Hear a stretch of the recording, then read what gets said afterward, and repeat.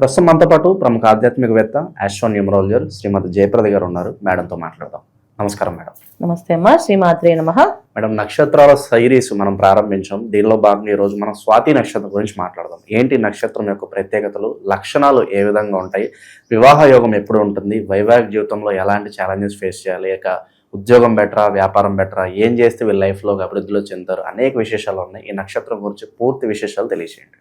తప్పకుండా. సో స్వాతి నక్షత్రం అనగానే మనకి మంచి సౌందర్యవంతులు, కళా పోషకులు, అందమైన వాళ్ళు, చాలా చక్కగా మాట్లాడే లక్షణాలు ఉన్నవాళ్ళు, ఏ విషయమైనా తొందరగా అనాలిసిస్ చేసేసుకుంటే వాళ్ళు దాన్ని అవలంబించుకొని వాళ్ళకి జరుగుతుందేమో అనుకుని దాంట్లో మారిపోతారు. చాలా వరకు వీళ్ళ దగ్గర ఉన్న స్కిల్స్ అన్ని ఎలా ఉంటాయంటే, మనం ఏం చెప్తున్నామో వాళ్ళు దానికి ముందు ఊహించుకోగలుగుతారు. ఊహించి దాని ఒక పిక్చర్ వాళ్ళ మైండ్లో వేసుకుంటారు. ఈ విధంగా మీకు కావాలా అని అడుగుతారు. అంటే ఎదుటి వాళ్ళకి ఎంత కంఫర్ట్ ఇస్తారంటే, అబ్బాయి వీళ్ళతో పని చేసేందుకు ఈజీ ఉందా మనకి అనే ఫీలింగ్ తెప్పిస్తారు. ఖచ్చితంగా అలాంటి లక్షణాలు ఎక్కువగా ఉంటాయి. ఎఫర్ట్స్ చాలా ఎక్కువగా పెడతారు. వర్క్స్ మీద ఎక్కువ హార్డ్ వర్క్, ఎక్కువ ఇంట్రెస్ట్ చూపిస్తారు. ప్రతి విషయంలో వీళ్ళు ముందుండి అంటే ఆకర్షణీయంగా కనిపించేయడానికి ఎప్పుడు కూడా వీళ్ళు చేసే పనులన్నీ అలా ఉంటాయి. అంటే 100 మంది పనులు చేస్తారు అనుకోండి, వీళ్ళు ఒక ప్రత్యేకమైన పని చేస్తుంటారు, కనిపిస్తారు అనమాట. ఇవి అలాంటి ప్రత్యేకమైన లక్షణాలు ఈ స్వాతి నక్షత్రం వాళ్ళకు ఉంటాయి. అయితే వీళ్ళలో మనం అమ్మాయిల్ని అబ్బాయిల్ని తీసుకోవాలి. అబ్బాయిలు వచ్చినప్పటికి ఏంటంటే తాని పని అయిపోయిన తర్వాత రిలాక్స్ అయిపోతారు. ఒక విధంగా చెప్పాలంటే కాస్త బద్దకస్తులు అని చెప్పొచ్చు. ఏంటంటే చాలా వరకు ఏ కంపెనీలో అయినా ప్రాజెక్ట్స్ ఎప్పుడు ఎక్కువ ఉంటాయి. ఈ అబ్బాయి దగ్గరికి వచ్చి అందరూ నాకు ఈ ప్రాజెక్ట్ చేసి పెట్టంటే వాళ్ళందరికీ 1 వీక్ పడితే వీళ్ళకి 2 days పడుతుంది. ఎందుకంటే వీళ్ళకి బద్దకం వల్ల వాళ్ళు 2 days చేసేస్తారు పని. ఎవరంతసేపు పడతామని చెప్పేసి అంత ఫాస్ట్గా చేస్తారు. అంతే ఫాస్ట్గా ఏ విషయమైనా వదిలేస్తుంటారు. మైండ్లో బాగా పెట్టుకొని దాని మీద బాధపడుతూ ఇదే నా జీవితం అయిపోయిందా అనే ఫీలింగ్ ఉండదు వీళ్ళకి. సో ఎలా పట్టుకుంటే అలా వదిలేస్తుంటారు. అందువల్ల వీళ్ళకి కొన్ని విషయాల్లో పాజిటివ్ అయితే తీసుకుంటే మనం మంచి లక్షణాలు తీసుకోవచ్చు. ఎలా తీసుకోవచ్చు అంటే, ఏ విషయాన్ని మనసులో పెట్టుకోరు, బయటికి స్పష్టంగా చెప్పేసి ఫ్రీ అయిపోతుంటారు, హ్యాపీగానే ఉంటారు. అదే విషయంలో మళ్ళీ మైనస్ ఉంది. మైనస్ ఏంటి, ఏది మనసు పెట్టుకోవాలంటే ఇంట్లో తల్లిదండ్రులు బాగా తిడతారు, చదవరా, కొంచెం బాగుపడరా, ఉద్యోగం చేయరా, కాస్త వ్యాపారం అయినా చేరా, కానీ ఏదో చేయరా అంటారు, చేయరు. వాళ్ళు ఆడుకున్న గేమ్స్, పిచ్చిలుగా తిరగడము, ఇక చెడు తిరుగులు తిరగడము, చెడు వ్యసనాలు ఉండడము, చెడు వ్యసనాలు జోలికి వెళ్ళడము, ఇవి కూడా ఉన్నాయి.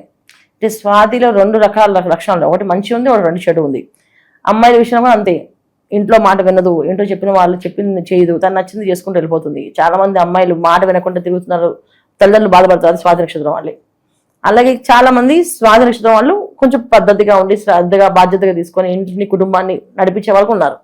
ఈ 2 కేటగిరీస్ ఉండడానికి కారణం ఏంటంటే, ఇది తులారాశిలో ఉంటుంది ఈ నక్షత్రం. తులారాశికి అధిపతి శుక్రుడు, కానీ రాశిలో ఉచ్చస్థితి ఎవరికంటే శని భగవానికి ఉంటుంది. సో ఖచ్చితంగా ఈ స్వాతి నక్షత్రానికి శని భగవాన్ ఒక అనుగ్రహం కూడా ఉంటుంది మనకి. స్వాతి నక్షత్రానికి అధిపతి రాహు. సో రాహు ఒక ఎనర్జీస్ పనిచేస్తే కనుక ప్రతి విషయంలో మాయలో పడడం ఈజీ వీళ్ళకి. అంటే ఇది మనకే జరుగుతుంది, నాకే జరిగింది, ఇది నా కోసం వచ్చింది అనే ఫీలింగ్ అవ్వడం వల్ల కొంతవరకు మోసపోయే లక్షణాలు చాలా ఉంటాయి. స్వాతి నక్షత్రం వాళ్ళు వ్యాపారం అంటే ఎన్ని దెబ్బలు తింటారంటే అన్ని దెబ్బలు తింటారు వాళ్ళు, మోసపోతూనే ఉంటారు. అయినా స్టిల్ మళ్ళీ మర్చిపోతారు. అంటే వీళ్ళు మర్చిపోయే అలవాటు ఉంది కదా, జనరల్గా మనసులో ఏం పెట్టుకోరు. ఒకసారి దెబ్బ తిని లాస్ అయితే ఎవరైనా ఏం చేస్తారు, నెక్స్ట్ టైం జాగ్రత్తగా చేస్తారు కదా, వీళ్ళకి అవే ఉండవు. మళ్ళీ సేమ్ యాజ్ ఇట్ ఈజ్, మళ్ళీ దెబ్బ తిన్నారా మళ్ళీ సేమ్ చేస్తారు. అది వీళ్ళకి జరిగేది. అందుకే వీళ్ళకి ఉద్యోగాలు చేయమని చెప్తాం. ఎందుకంటే ఉద్యోగం అనేసి ఇంకో ఉద్యోగం చేస్తారు. అంతేగాని ఉద్యోగం వ్యాపారం చేస్తే మాత్రం డబ్బులు నిలబడడం చాలా కష్టం. చాలా వరకు జాతకాల్లో యోగాలు బాగుంటే మంచి రాణింపు, గుర్తింపు ఉంటుంది వీళ్ళకి. ధనపరంగా కాస్త డబ్బు నిలవాలంటే రెమెడీ ఏమన్నా ఉంటుందా వీళ్ళకి? అది వాళ్ళ జాతకం ప్రకారం చూసుకోవాల్సింది తప్ప మన నక్షత్రం ప్రకారం అయితే డబ్బులు నిలబడదు. ఇప్పుడు స్వాతి నక్షత్రం అనగానే మనం డబ్బు నిలబడదు వాళ్ళ దగ్గర అని చెప్పేసి మనం పూర్వం పెద్దవాళ్ళు ఏం చేస్తే అంటే ఇక పూర్వం జాతకాలు అవన్నీ చూసేవాళ్ళు కాదు. నక్షత్రం చూసి నక్షత్రం డబ్బు ఒకవేళ స్వాతి నక్షత్రం అబ్బాయి అనుకో, ఇగో అబ్బాయి నీ జీతం అంతా ఇచ్చి మీ ఆవిడకి ఇచ్చే అని చెప్పేవాళ్ళు. అలాగే అమ్మాయి అనుకో, ఇక మీ ఆయన చెప్పండి, మీ ఆయన ఏం చెప్తే అదే ఖర్చు పెట్టు, నువ్వు నీ సొంతంగా ఖర్చు పెట్టుకు అని చెప్పేసేవాళ్ళు. అంటే అప్పుడు ఉద్యోగం ఉండేవి కదా ఆడవాళ్ళకి, అందుకని ఆడవాళ్ళకైతే ఇలా చెప్పేవాళ్ళు. మగవాళ్ళకైతే నీ జీతం మొత్తం తెచ్చి మీ ఆవిడ చేత పెట్టు, ఆవిడ మీ ఆవిడ చేసుకుంటుంది అని చెప్తాను వాళ్ళు. ఇది జరుగుతాయన్నమాట. ఇక వీళ్ళకి అదృష్ట సంఖ్య, అదృష్ట రోజు, అదృష్ట రంగు ఏదైనా ఉంటుందా? ఖచ్చితంగా రెడ్ కలర్ వీళ్ళకి అదృష్టమైంది.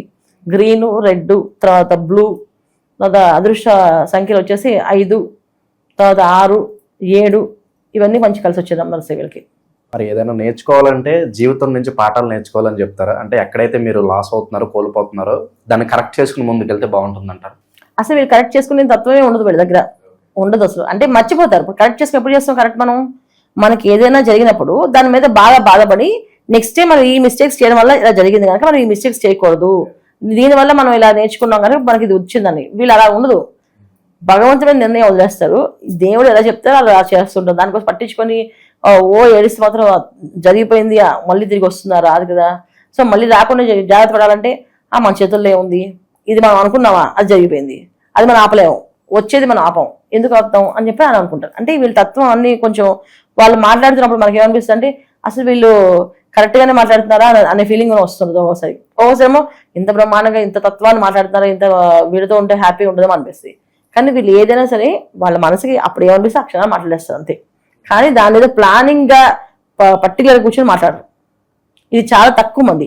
కొంతమంది ఉంటారు లగ్నం బాగుంటే, శనేశ్వరుడు వీళ్ళకి అనుకూలంగా ఉంటే, లగ్నం బాగుండి జాతకంలో యోగాలు ఉంటే మాత్రం 100% సూపర్ స్టార్స్ అవుతారు వీళ్ళంతా. ఎందుకంటే వీళ్ళ దగ్గర ఉన్న కేటగిరీ ఎప్పుడు కూడా ఏంటంటే మనం ఏం చెప్తున్నామో దాన్ని వాళ్ళు ఈజీగా అర్థం చేసుకొని దాన్ని మనకేం కావాలో ఇవ్వగలుగుతారు. అలా ఒక యాక్టర్ని తీసుకున్నాం అనుకోండి, సో ఆ డైరెక్టర్కి తను ఏం ఇవ్వాలో 100% ఇవ్వగలుగుతాడు. సో నాకు ఇలా కావాలంటే అది చేయగలుగుతారు. అలాగే ఒక హీరోయిన్ తీసుకున్నా, ఆ హీరోయిన్ చక్కగా మౌల్డ్ అవుతుంది, అందరికీ ఆకర్షణ ఉంటుంది. రెండోది ఏంటంటే వాళ్ళు చాలా వరకు ప్రొఫెషనల్స్లో ఎక్కువగా ఉంటారు. ఈ స్వాతి నక్షత్రం బాగుంటాయి లైఫ్. ఈ ప్రొఫెషనల్ అంటే సింగర్స్ ఎక్కువ, చాలా మంది సింగర్స్ ఎక్కువ ఉంటారు. తర్వాత రైటర్స్ ఎక్కువ మంది ఉంటారు, యాక్టర్స్ ఉంటారు. సో జనరల్గా మనకి తులారాశిలో పుట్టిన ప్రతి ఒక్కరు కూడా యాక్టింగ్ ఫీల్డ్, మీడియా ఫీల్డ్లో ఎక్కువ ఎక్స్ప్రెస్ అవుతూ ఉంటారు. ఆ ఎక్స్ప్రెస్ అవడంలో స్వాతి నక్షత్రం మెయిన్ క్యారెక్టర్. అంటే తులారాశి వాళ్ళు చాలా మంది మన సినిమా ఇండస్ట్రీ కనిపిస్తారు, మనం తులారాశిని చూస్తాం. కానీ తులారాశిలో విశాఖ నక్షత్రం ఉంటుంది, స్వాతి ఉంటుంది, చిత్తా ఉంటుంది. వీటన్నిటికంటే ముందు ఎక్కువగా వెళ్ళేది స్వాతి, చిత్తా తర్వాత. చిత్తా నక్షత్రం మళ్ళీ కొంచెం డిఫరెంట్. స్వాతి మాత్రం యాక్టింగ్ ఫీల్డ్లో వీళ్ళు ఎంత బాగా చేస్తారంటే అసలు మనం చెప్పగలేదు కదా, వాళ్ళకి జీవి చేస్తామట, అలా బాగుంటుంది వాళ్ళది. ధనపరంగా వీళ్ళ మనస్తత్వం ఎలా ఉంటుంది? ఆర్థికంగా ఓవరాల్గా లైఫ్లో ఎలాంటి ఒడిదుడుకులు ఫేస్ చేయాల్సి వస్తుంది అంటారు? వీళ్ళు చాలా కష్టాలు ఉంటాయి. ఎందుకంటే వీళ్ళకి నక్షత్రాధిపతి దశ ఏదైతే ఉందో రాహుమ దశ, అది యోగించకపోతే చాలా ఎఫెక్ట్ ఉంటుంది. అమ్మాయిల విషయంలో అయితే చాలా హెల్త్ ఇష్యూస్ బాగా ఉంటాయి. అంటే వీళ్ళకి ఎంత గుర్తింపు ఉన్నా, ఎంత టాలెంట్ ఉన్నా, వీళ్ళకి హెల్త్ మాత్రం వాళ్ళ చేతిలో కంట్రోల్ ఉండదు. చాలా ఇబ్బంది పడుతుంది హెల్త్ వైజ్గా ప్రాబ్లం. ఒక హెల్త్ స్ట్రాంగ్ అయిందా వైఫ్ అండ్ హస్బెండ్ మధ్యన ప్రాబ్లం. హస్బెండ్ బాగుండరు స్వాతి నక్షత్రం వాళ్ళకి, అలాగే వైఫ్ బాగుండదు స్వాతి నక్షత్రం వాళ్ళకి. ఏదో ఒక డిఫరెన్సెస్, ఏదో ఒక ఇబ్బందులు పడుతుంటారు. పెళ్లి చేసుకునేటప్పుడే పొంతను సరిగా చూసుకుపోవడం వల్ల ఎలాంటి కష్టాలు అంటారు? 100% ఉంటుంది. అది కూడా రీజన్ ఉండొచ్చు, ఎందుకంటే మీరు పట్టించుకోరు కదా. సో పర్టికులర్గా ఇలా కావాలనుకోరు కనుక అది కూడా మిస్టేక్ అయి ఉండొచ్చు. మీరు అడిగితే నాకు అనిపిస్తుంది, నాకు కరెక్టే, అది కూడా ఒక రీజన్ అయి ఉండొచ్చు. సరిగా చూడకపోవడం వల్ల కూడా ఉండొచ్చు. లగ్నానికి సరైన భావాలు కలగకపోయినా, ఏదైనా దోషాలు ఉన్నప్పుడు కూడా ఇలాంటివి జరుగుతాయి. వైవాహిక జీవితం అనేది స్వాతి నక్షత్రం వాళ్ళకి కొంచెం ఇబ్బంది. 100% ప్యూర్ బాగుంటుంది అన్నది తక్కువ మంది ఉంటారు. అంటే మనం 100% ఉండదని చెప్పడానికి లేదు రూల్ మనకి. ఎందుకంటే లగ్నం బాగుండి లగ్నానికి శుభగ్రహాలు దృష్టి ఉంటే, యోగం ఉంటే బ్రహ్మాండంగా హ్యాపీగా కప్పులు ఉన్నారు.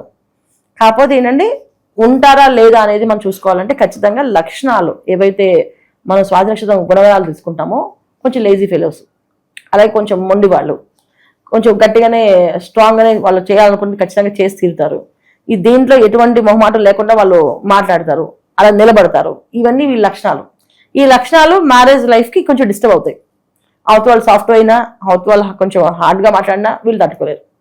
వీళ్ళు ఎమోషన్గా ఉంటారు. వీళ్ళు ఆ ఎమోషన్తో వీళ్ళు మనం మౌల్డ్ చేయాలి తప్ప వీళ్ళు బెదిరించడం, అదిరించడం చేస్తే వీళ్ళు చేయరు. ఏం చేస్తారంటే వదిలేసి వెళ్ళిపోతారు. ఇది జరుగుతాయి. చాలా మంది ఇంట్లో నుంచి వెళ్ళిపోతుంటారు పిల్లలు, అది కూడా నక్షత్రం వాళ్ళే. ఇంట్లో ఎక్కువ ప్రెజర్ పెడితే మనకి వీళ్ళతో నచ్చదు, సెట్ అవ్వదులే అని చెప్పి మన లైఫ్ అని చూసుకుందాం అని చెప్పి అని వెళ్ళిపోతారు. ఇది కూడా జరుగుతాయి. అయితే ఇవన్నీ నక్షత్రానికే జరిగిపోవు, లగ్నానికి యోగాలు బాగాలేకపోతే జరుగుతాయి. సాధారణంగా ఎర్లీ మ్యారేజ్ కలిసి వస్తుందా, లేట్ మ్యారేజ్ కలిసి వస్తుందా? ఏ ఏజ్లో వివాహ యోగం ఎక్కువగా ఉండే అవకాశాలు ఉంది వీళ్ళకి? వివాహం అనేది 22-24 అమ్మాయిలకి వివాహాలు అవుతాయి ఖచ్చితంగా. అంటే రాహుమహాదశ 18 ఏళ్ళు పుట్టగానే రాహుమహాదశ పుడతారు. తర్వాత వచ్చేది గురుమహాదశ, గురుమహాదశ తర్వాత వచ్చేది శనిమహాదశ. సో గురుమహాదశ యోగిస్తే గురుమహాదశలో పెళ్ళి అవుతుంది. కొంతమంది గురుమహాదశ యోగించకపోతే శనిమహాదశలో పెళ్ళి అవుతుంది. అందుకే మనం 22, 24, 25 అబ్బాయిలు అయితే మనం ఖచ్చితంగా 23, 24 చేయం కదా. 27, 28, 29 అది చేస్తారు. ఖచ్చితంగా అవుతాయి. శత్రుత్వం ఎక్కువగా ఎవరితో ఉంటుంది వీళ్ళకి? ఎవరి వల్ల ఎక్కువ నష్టపోతారు? అంటే బంధువులా, ఫ్రెండ్సా, ఎవరితో దూరంగా ఉండాలి? పార్ట్నర్షిప్ బిజినెస్ కలిసి వస్తాయి వీళ్ళకి? కలిసి రాదు. అసలు వీళ్ళకి వ్యాపారమే కలిసి రాదు. వ్యాపారం వీళ్ళకి కలిసి రాదు. ఎందుకంటే ఎప్పుడు ఏమైనా నిర్ణయాలు వీళ్ళ సొంత నిర్ణయాలు ఉంటాయి, ఎవరిని అడగరు. శత్రువులు అంటే వీళ్ళకి వీళ్ళే శత్రువు. ఎవరు శత్రువులు? ఇప్పుడు స్నేహితులు అంటే స్నేహితులు చెప్పిన మాట వినాలి, కానీ జనరల్గా వీళ్ళు ఏంటంటే స్నేహితులతో ఉంటారు, చుట్టాలతో ఉంటారు, బంధువులతో ఉంటారు, కానీ వాళ్ళకి ఏది నచ్చుతుందో అది చేస్తారు. అప్పుడు ఏమవుతుంది? శత్రువు ఎవరు?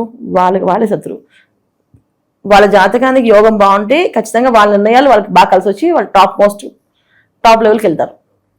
ఒకవేళ జాతకం బాగాలేదు, వాళ్ళ నిర్ణయాలు ఎంత మంచిగా ఉన్నప్పటికీ కూడా డౌన్ అవుతుంటారు. అందుకే స్వాతి నక్షత్రం వాళ్ళని జనరల్గా నేను వ్యాపారాలకి చెయ్యొద్దు అని చెప్పేస్తాను. అసలు వ్యాపారం వద్దండి, ఎందుకంటే ఏదో ఒక ఎఫెక్ట్ పడుతుంది. ఎందుకంటే వీళ్ళకి ఈ దశలు వచ్చినప్పటికి పెద్ద దశలు స్వాతి నక్షత్రానికి ఒకటి రాహుమా దశ 18 ఏళ్ళు, తర్వాత వచ్చేది గురు మహాదశ 16 ఏళ్ళు, ఆ తర్వాత వచ్చేది శ్రీ మహాదశ 19 ఏళ్ళు.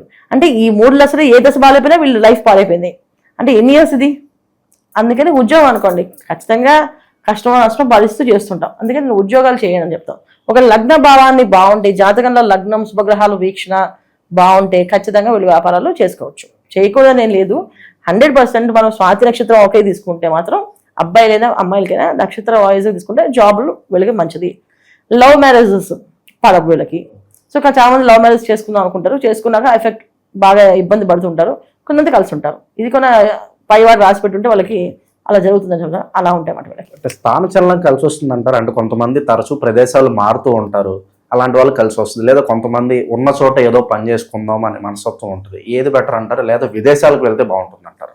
వీళ్ళు జనరల్గా ఉన్న చోట పని చేసుకోవాలని లక్ష్యం అయితే ఉండదు వీళ్ళ దగ్గర. ఖచ్చితంగా వెళ్ళాలన్న కోరిక ఉంటుంది. విదేశాల్లో చాలా మంది వెళ్తే సెటిల్ అవుతారు వీళ్ళు. విదేశాల్లో చదువుకున్న వాళ్ళ, విదేశాల్లో ఉద్యోగం చేసిన బాగుంటుంది. ఎందుకంటే తులారాశికి అక్కడ శనేశ్వరుడు ఉచ్చస్థితి కనుక అదర్ కంట్రీస్లో వీళ్ళకి బాగా యోగం. అంటే దీని కూడా డిపెండ్స్ జాతకం. ఇప్పుడు ఏదైనా సరే చెప్పండి, నక్షత్రం ఒకటి తీసేసుకొని లైఫ్ అంతా తీసుకోవద్దు. ఎప్పుడు కూడా నక్షత్రము 30% మనం చేస్తే 70% మన జీవితం ఉంటుంది. అంటే లగ్నం భావం.